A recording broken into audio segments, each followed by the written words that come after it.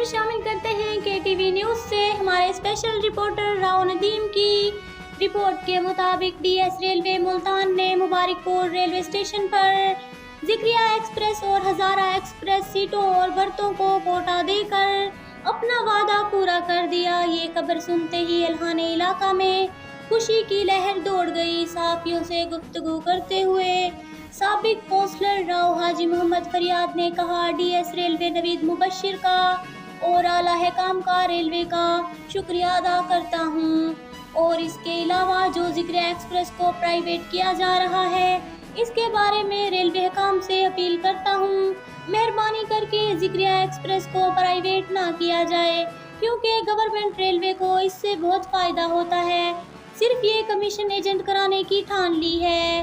اس موقع پر رئیس احسن صدیق پریہار، ملک فیض الرحمان لودھرا اور ملک غفور کھروالا بھی موجود تھے۔